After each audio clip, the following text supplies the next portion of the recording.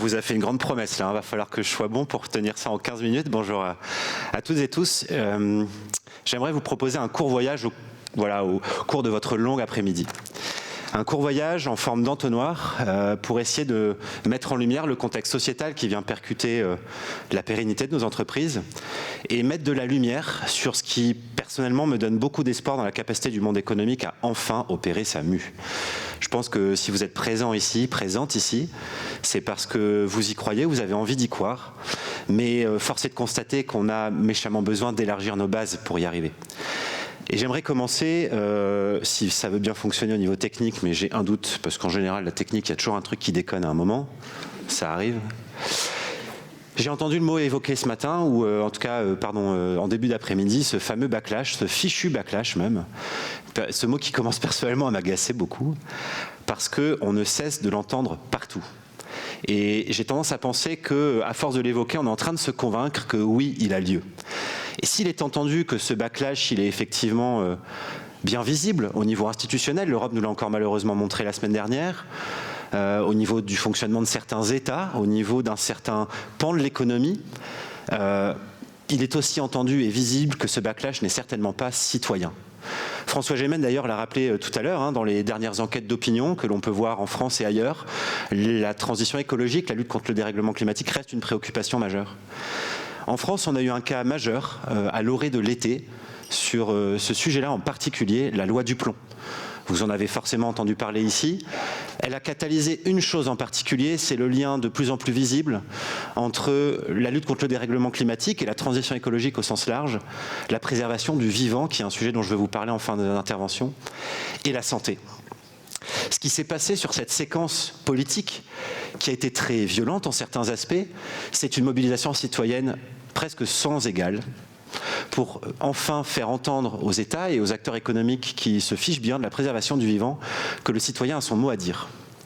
Et ça, c'est un des facteurs qui me donne confiance parce que les citoyens, les citoyennes que nous sommes sont aussi des salariés qui peuvent jouer d'une forme d'influence dans leurs entreprises. Et ça, pour moi, c'est un premier facteur d'évolution possible du monde économique.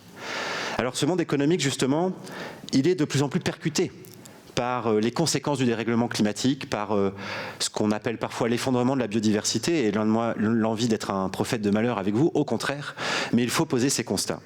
Et ce monde économique, et je ne sais pas pourquoi il y a cette diapo qui apparaît d'ores et déjà, puisqu'elle devrait arriver ensuite, ce monde économique, de plus en plus dans les malheurs actuels que sont les nôtres, c'est-à-dire une accélération de ces phénomènes, c'est-à-dire par exemple des phénomènes climatiques annoncés en 2050 qui se produisent d'ores et déjà, ce sont des modèles d'affaires qui tanguent d'ores et déjà très fort, bien plus tôt que prévu. Et mon pari, c'est que dans ces malheurs actuels, il y a du coup le terreau fertile qui va obliger les acteurs économiques à enfin bouger, à enfin reconsidérer la façon dont ils créent de la valeur en exploitant des ressources, qu'elles soient humaines ou naturelles. Je suis tombé ce matin sur un chiffre qui m'a frappé, vous en avez sans doute vu passer dans le même genre, le coût de l'adaptation face au coût de l'inaction. La Cour des comptes en France vient de l'évaluer. Un rapport de 1 à 15. Vous avez sans doute vu passer d'autres chiffres, par exemple sur l'importance pour les entreprises qui dépendent du vivant dans leur création de valeur, j'y reviendrai ensuite. Mais voilà pourquoi tout cela me fait penser que si le monde économique n'a jamais autant résisté ou donné cette impression-là, c'est sans doute parce qu'il n'a jamais autant senti que le vent était pas loin de tourner. C'est ce qu'on a vraiment perçu en France avec la loi du plomb, par exemple. Alors, c'est là que le deuxième visuel que je voulais vous montrer intervient, c'est que, au moment même où il devient évident que le monde de l'entreprise doit se réinventer, ce qui me donne beaucoup d'espoir par ailleurs, c'est un schéma qu'on a produit l'an passé avec un collectif d'entreprises en France, à l'initiative notamment de la Convention des entreprises pour le climat, qui illustre bien une chose. Il n'y a jamais eu autant de personnes et d'acteurs et de modèles et de propositions pour vraiment opérer une mue des acteurs économiques. Les entreprises à mission, Bicorp, dont je vais vous parler ensuite, l'économie à visée régénérative, la perma-entreprise qu'on a inventée chez Norcis. Il n'y a jamais eu autant de solutions et jamais autant d'acteurs qui ont envie de leur donner vie. Voilà pourquoi, finalement, malgré tout ce que l'on peut lire et qui nous met en rogne le soir, moi le premier, et heureusement ma fille de 4 ans me calme rapidement et me ramène sur terre, il y a plein de sources d'espoir. On sort d'une COP qui a une fois de plus montré l'incapacité des États à se mettre à la hauteur des enjeux. États qui n'y parviennent pas aussi sans doute parce qu'il y a des forces économiques qui œuvrent dans l'ombre pour les en empêcher, bien sûr. On a vu en Europe le détricotage de la CSRD, de la CS3D, qui, disons-le franchement, ne devrait même pas faire l'objet d'une loi que de se soucier qu'on n'emploie pas des enfants à l'autre bout de la chaîne de valeur. Ce devrait être juste normal de s'en inquiéter. Mais c'est comme ça. Alors il reste quoi? Il reste des démarches volontaires. Et il y a plein d'entreprises volontaires. Il y a de plus en plus d'exemples de ce volontarisme. Pour ne pas être trop long, je vois le chrono qui tourne. Peut-être vous l'avez aussi sous les yeux. La pression est sur moi cet après-midi. Il y a un mouvement que j'ai la joie de représenter en France, un mouvement international, mondial, qui lui-même, dans ce contexte qui bouscule, est en train de se transformer en profondeur. Ce mouvement, c'est le mouvement Bicorp. Est-ce que peut-être à main levée parmi vous, je pourrais savoir qui est familier avec Bicorp? Qui pense vraiment connaître Bicorp? Souvent, il y a un petit delta, voilà. Bicorp, c'est une certification internationale qui est née il y a bientôt 20 ans aux États-Unis, avec une idée centrale, c'est qu'il existait déjà à l'époque des moyens de mesurer la contribution sociétale des entreprises, mais qui très souvent se faisait en périphérie du modèle d'affaires, en périphérie de la création de valeur. Or, depuis 30 à 40 ans que le développement durable existe, s'il est un pilier qui dirige toutes les décisions des entreprises, c'est bien celui du profit, donc de la création de valeur. Et Bicorp est venu proposer un nouveau dispositif pour ne pas seulement regarder si les entreprises réduisent les écarts de salaire entre les femmes et les hommes, les déchets ou les émissions de CO2, mais comment la création de leurs offres, les produits et services qui sont mis sur le marché, peuvent aider à résoudre des enjeux sociétaux, qu'ils soient sociaux et ou environnementaux. Bicorp a bientôt 20 ans, 10 000 entreprises dans le monde, 600 au Benelux, 16 au Luxembourg, 600 en France depuis la semaine dernière. C'est un mouvement qui continue de se développer, dont le développement s'accélère. Il y a de plus en plus d'entreprises candidates, mais l'heure étant relativement grave, il nous est apparu important de réinventer la roue, notre roue en tout cas. Et je voulais vous en dire un mot parce que dans cette réinvention, il y a un fondement essentiel. La nécessité, pour des acteurs qui le fassent de façon volontaire ou contrainte, d'imposer désormais, d'avoir des exigences vis-à-vis du monde économique sur des sujets aussi importants que la lutte contre le dérèglement climatique, la préservation du vivant. Par exemple, au cœur des nouveaux standards qui sont en train d'être déployés, définitivement opérationnels en mars, une refonte profonde pour la première fois en 20 ans, j'insiste. Il y a évidemment la lutte contre le dérèglement climatique, la nécessité d'avoir une stratégie de décarbonation qui soit en phase avec les accords de Paris. Une nécessité de mise en œuvre de politiques de moindre préemption de ressources naturelles et de restauration des écosystèmes que l'on dégrade. Et je vais vous en dire un mot, puisqu'en tant qu'entreprise de services numériques, Nord6, par défaut, dégrade du vivant. Je pourrais prendre un autre exemple, celui de la gouvernance, où désormais, au cœur de ces standards, vous devrez impérativement avoir défini une finalité sociétale à la raison d'être de votre entreprise et avoir mis en place une gouvernance qui permette de s'assurer de son bon pilotage, suivi et des preuves que l'on peut apporter des efforts qui sont consentis pour se rapprocher des objectifs. Voilà comment est en train d'évoluer Bicorp pour, je l'espère, devenir une véritable référence internationale qui entraîne dans son sillon d'autres mouvements, d'autres certifications et labels qui, de plus en plus, imposeront, mettront des garde-fous pour que les acteurs économiques, notamment ceux qui sont volontaires, continuent de progresser et de plus en plus fassent la preuve que cela est source de pérennité pour elles. Il y a eu bien des études qui ont été menées en France et ailleurs pour essayer de prouver cela. En 2018, France Stratégie, une institution d'État, a été regardée comment les stratégies RSE mises en place étaient créatrices de valeur économique. Il chiffrait à peu près à 13% le gain de performance économique pour les entreprises les plus engagées.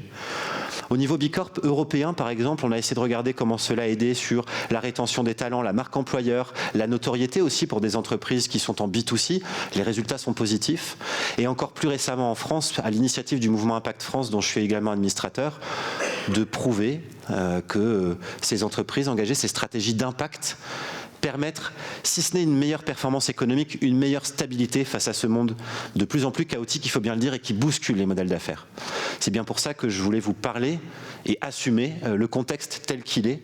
Et le fait que ces stratégies d'engagement, de préservation du vivant, à mon sens, ne sont peut-être plus tant une question d'engagement sociétal qu'une question de pérennité des modèles d'affaires. Les preuves sont de plus en plus visibles et présentes pour bien des secteurs d'activité. Et il me reste donc 5 minutes pour évoquer ce que j'essaie de mettre en place, certainement pas tout seul, bien évidemment, chez Nord6. Et pardon, j'ai oublié cette diapositive, voilà la preuve qu'il ne fallait pas en faire. Vous voyez les principaux standards et les principaux piliers d'impact des nouveaux standards de B Corp, j'en ai évoqué quelques-uns. Il y a évidemment des volets sociaux que je n'ai pas évoqués eu égard au thème de l'événement du jour, mais qui sont fondamentaux, les droits humains et la diversité et l'inclusion par exemple, où il y aura là aussi pour les entreprises l'impératif restitution des efforts qui sont consentis pour créer les conditions d'une meilleure intégration de la diversité par exemple dans l'entreprise. Peut-être un dernier exemple, puisque je citais la COP, pardon pour ceux qui essaient de gérer les slides derrière et on voyage un peu dans les 4 diapos que j'avais prévus. Un qui me touche particulièrement et que je trouve très innovant pour un standard et une certification, action collective. Vous devrez restituer désormais, faire preuve de transparence sur le lobbying que vous réalisez en tant qu'entreprise et il sera même attendu de vous de monter des coalitions sectorielles pour faire évoluer positivement les pratiques dans votre secteur d'activité, dans votre chaîne de valeur.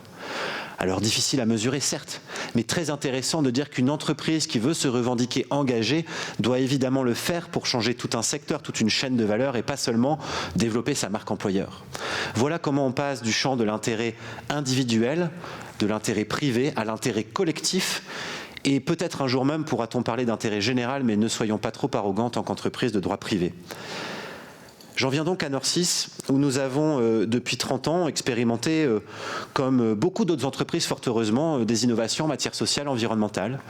Un bilan carbone en 2007, une fondation d'entreprise dès le début des années 2000, ce qui était rare pour une PME. B Corp en 2019, la société à mission ensuite. En gros, on a essayé beaucoup de choses, mais on avait besoin de créer une seule et même stratégie lisible pour nos équipes, pour nos directions, pour nos clients, pour notre écosystème. Et ça, je dois vous avouer qu'en tant que leader de ce sujet en interne, bon, c'est une entreprise familiale qu'a fondée mon père, donc j'ai un rôle un petit peu particulier parce que je suis aussi actionnaire de cette entreprise. Mais du coup, je peux engager des choses ambitieuses, même si parfois je me casse les dents aussi. C'est de créer un seul et même modèle, une seule et même stratégie qui devienne la culture de l'entreprise. Et puis nous avons découvert la permaculture, qui a plein de vertus. Une en particulier sur laquelle je veux faire un focus avant de vous donner des exemples concrets, c'est ce que vous voyez là qui sont les fondations du modèle. 3 principes éthiques indissociables. Prendre soin des humains, préserver la planète, je pense que jusque-là je ne vous surprends pas. Le 3e perturbe un petit peu plus le monde économique et les dirigeants et les dirigeantes en général, c'est qu'on ne dit plus faire du profit, on dit se fixer des limites et partager équitablement les richesses. Et ça, je ne vous fais pas un dessin, c'est pas ce que fait historiquement le monde de l'entreprise. Alors c'est venu nous bousculer malgré nos maturités, c'est venu nous obliger à nous réinventer et ça nous a amené à innover à différents niveaux et c'est ce sur quoi je voudrais terminer en vous donnant quelques exemples. En matière de fonctionnement interne et RH, par exemple, en se questionnant sur la régénération de la ressource humaine. On parle beaucoup de régénération des ressources naturelles. Mais nous sommes une entreprise de service, nous vendons du temps humain. Notre principale ressource, elle est humaine. Comment créer des dispositifs qui font qu'on ne se satisfait plus de réduire le turnover, ou la fatigue, ou l'absentéisme, mais que l'on crée les conditions d'individus qui se sentent réinvestis du projet d'entreprise, du projet de société que l'on propose à travers lui. D'aucuns disent que l'entreprise est politique. Je pense qu'en ce sens, Norcis peut revendiquer l'être. Ce que nous proposons, c'est une contribution à un projet de société, une société plus juste et plus soutenable. Comment l'on crée les conditions pour que les salariés s'en sentent investis et que de ce fait-là, et c'est ce que certains salariés m'ont restitué par exemple en début d'année, ils reprennent confiance dans l'avenir de notre société par le projet qu'ils vivent. C'est quand même très puissant. J'aimerais bien que tous le disent. Aujourd'hui, ce n'est pas le cas. Je suis honnête avec vous. Sur les pratiques métiers, la mise en œuvre de l'éco-conception, nous avons aussi conçu par exemple le premier outil de mesure d'analyse du cycle de vie de services numériques en libre accès, monacvnumérique.fr. Peut-être que certains et certaines seront intéressés. Nous avons inventé ce modèle dont nous avons fait un livre avec une méthode pour que n'importe quelle autre entreprise puisse s'en inspirer. Voilà une contribution à l'intérêt collectif plutôt qu'à l'intérêt particulier et privé. Et puis nous avons fait une dernière chose qui a fait date en France, en tout cas pour l'instant. Clover en a parlé tout à l'heure en introduction, les droits de la nature dans le monde de l'entreprise. Nous avons décidé il y a 1 an de créer un siège au sein du conseil d'administration pour qu'une personne puisse représenter la nature. Ce qui rend la démarche unique, c'est que nous lui avons donné, et à ma connaissance, je pense que ça n'existe pas ailleurs, un droit de veto. Mais un conseil d'administration, ça se voit une fois tous les 2 mois, 3 mois, 4 mois, ça pense long terme et stratégique. Pour moi, ça ne crantait pas assez le quotidien de l'entreprise. Alors on a reproduit cette idée-là dans les autres organes de gouvernance. Et on a créé un haut conseil de la nature où on réunit 7 représentations externes de l'entreprise qui observent ce qui se passe dans nos instances de gouvernance, discutent et peuvent faire remonter au conseil d'administration des sujets à l'agenda avec ce droit de veto pour que la nature soit réellement écoutée et entendue. Ce droit de veto, il n'a pas encore eu à l'activer aujourd'hui. Vous voyez ici le tout premier conseil d'administration avec Franz qui est au milieu, qui est ce représentant de la nature, que nous avons coutume d'appeler Paul R, parce qu'il faut essayer de s'amuser un petit peu. Et ce qui a été marquant, c'est que TF1 est venu tourner le tout premier conseil d'administration. On a fini en JT un samedi, entre la saison des fraises et le kidnapping d'une joggeuse dans une région que j'oublie.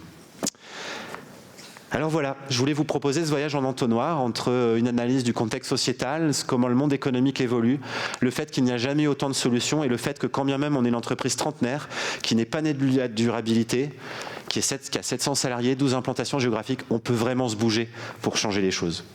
Et peut-être que je voudrais terminer là-dessus, en fait sous forme d'entonnoir inversé, pour vous dire qu'en essayant de concrétiser tout ça, et c'est ce qui me fait lever le matin chez Nord6, en réussissant à avoir une influence plus largement dans des écosystèmes d'entreprises comme Bicorp, en fédérant des collectifs comme ceux qui ont été cités précédemment, j'ai bon espoir que dans les années qui viennent, on puisse jouer davantage d'une influence auprès des décideurs politiques et auprès du monde économique, parce que franchement, sinon, on n'est pas sorti de l'auberge, mais ça m'intéresse un petit peu moins. J'espère que vous toutes et tous, vous y contribuerez et que même à l'échelle internationale européenne, nous y contribuerons ensemble. Ce sera mon mot de la fin. Merci d'avoir écouté ces 15 minutes de voyage.